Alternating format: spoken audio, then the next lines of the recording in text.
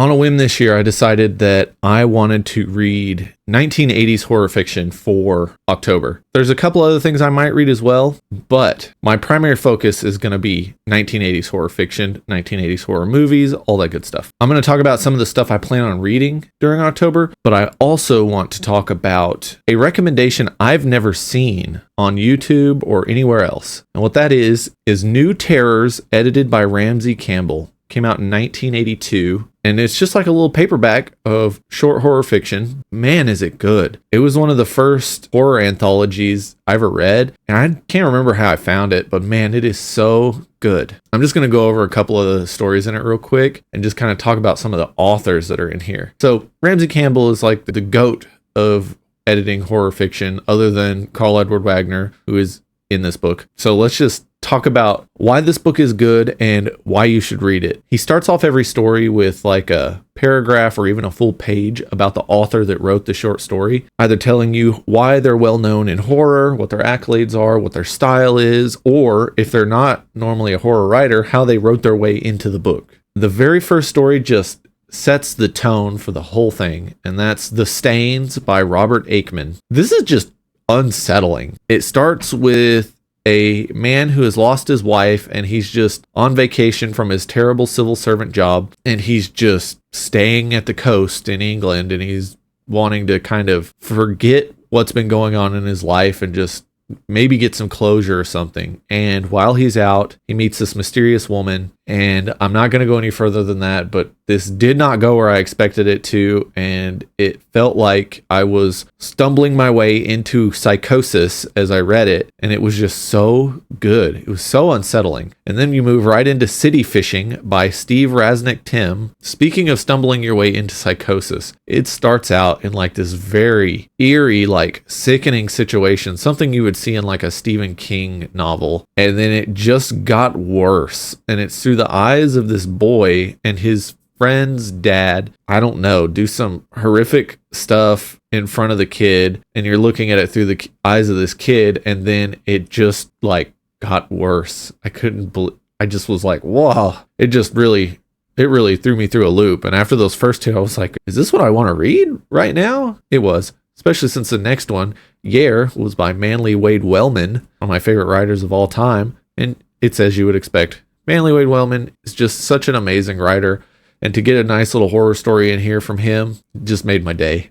And then you got A Room with a V by Tanith Lee, who is normally a dark fantasy writer, I guess is the best way to put her. And I mean, dark fantasy is just fantasy with horror elements. So of course she wrote her way into this with a good scary tale. As I was working through these, I was like, yeah, these are really good. And then I was like, wait, holy crap, Gene Wolfe? Yeah, there's like a whole page from Ramsay Campbell talking about Gene Wolfe's accolades. And then at the end, he's basically like, well, he wrote a horror story about the same way he wrote The Book of the New Sun. So there's a lot of layers to it. I hope you enjoy. And wow, are there a lot of layers to it. It almost doesn't read like a horror story most of the time. And then you just get the Gene Wolfe of it all. And it's like, whoa, alrighty then. Now, as I'm talking about this, I've got like the cover up here. The book is only in paperback. There's also an audiobook out there that is very hard to find. It's not the best quality, but it's nice to have if you can find it. And I ended up picking up the New Terrors Omnibus, which is New Terrors 1 and 2. I'm going to recommend not buying this. The spines of them are just terrible. I own 2 copies because the first one I ordered didn't show up, and I got my money back, and then it eventually showed up. And then I got this one. It's from 2 different publishers, and both of them have split spines because they're just too big. So just buy the individual versions, like the one I've been sharing on the screen. Also, it just looks cooler. Other stories in here, 220 Swift by Karl Wagner is probably the best one in here. I take that back. It's probably tied with the final one in the collection, which I'll talk about in a minute. But 222 Swift is really interesting because it's an introduction to Karl Wagner, who I absolutely love. And he really shows you why he was like the king of horror fiction in the 80s, not only as an editor, but as a writer. He really, really had an eye for fantastic horror. And 220 Swift just has these Lost World pulpy elements. I mean, he really took pulp horror and just elevated it both in style and structure. And I just adore that story. I don't want to give anything away because it's got some really interesting twists in it. If you only read one thing out of here, I would read that. You probably find it somewhere else, like the next book I'm going to talk about. The Fit by Ramsay Campbell is also very good. That's the next to last story because, of course, Ramsay Campbell's got to have a story in here. I'm not judging him for it. I'd put my own story in there too. The last story in the collection is Big Wheels, A Tale of the Laundry Game by Stephen King. It originally was published in New Terrors, and then in 1985 it was released in his short story collection Skeleton Crew. This story is creepy. It's just so weird and unsettling. It's everything you expect from Stephen King. The characters are interesting and like a wow, these people suck kind of way. I don't know what it is about Stephen King, but he's like the master of writing those type of people. Dialogue is perfect, especially for 1980.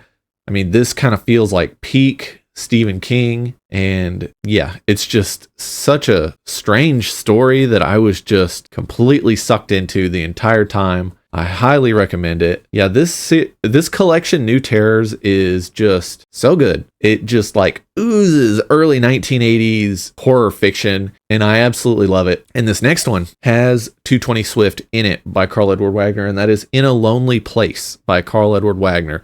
Now, this is a collection of all of his horror fiction. There's a really good audio version on Audible that came out because Valancourt Books is amazing and they print wonderful things and they reprint a lot of wonderful old horror. And yeah, this came out in 1983, and one of the stories in here is Sticks. And there is a very good chance that story was an influence on the Blair Witch Project. So I'm looking forward to that. It's got an introduction by Ramsay Campbell. See, we got like these degrees of separation because 1980s horror seems like everyone was involved with everyone else's stuff, which is really cool, honestly. It also has an afterword by Karl Edward Wagner that was part of a limited edition version of this, so that's really cool. Yeah, I mean, this is a very short collection. It's 268 pages of short fiction. There's 8 short stories in it. And you know, I think that short fiction works a lot better, not only for horror, but for just enjoying it throughout October. I really like being able to just sit down and read an entire story in one sitting when the spooky mood hits me. And so I'm really looking forward to In a Lonely Place by Karl Edward Wagner. One of the reasons I made this video is I also want you to let me know some horror from the 80s that I should read. And one of the things I'm going to try and nab is a fair amount of the best of horror that Karl Edward Wagner edited in the 80s. I think those will be really interesting. I don't know if there's audiobook versions. Man, I hope there is. There's something special about horror on audio. It just sets the tone in such an amazing way. So yeah, let me know in the comments either some short fiction or some shorter novels, because I am not dedicating the whole month to horror because, man, these booktube events have really eaten into what I've been reading. It's been great because it's a lot of fun stuff to explore, but theme months can be pretty daunting.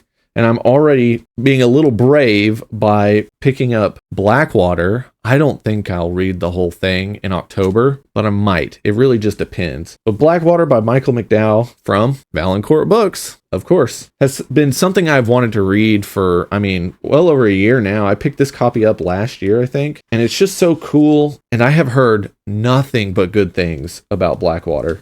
And so even if I only read maybe the first book or two in here, I'll be pretty happy. I'm definitely going to be doing this on audio. There's a very good chance I'll just binge it on audio if it's good enough. We'll see. Now, thanks to Garb August, I've still got like a little addiction to trash. So let me know in the comments if there's some garbage horror from the 1980s I should check out. Maybe one that's like tied to a movie or something, but it's actually written well. I am a horror noob still. I would love to get some advice from any of y'all in the comments. Let me know what I should be looking for. Bonus points if it's on audio, and bonus points if it is short. Please don't give me a tome. There's quite a few horror fiction novels that I want to read that are just ginormous. Like Dan Simmons, it's like, come on, man, why do all your books have to be door stoppers? But that's just the way the cookie crumbles. I want to thank you for watching, and with that, I'll see you next time.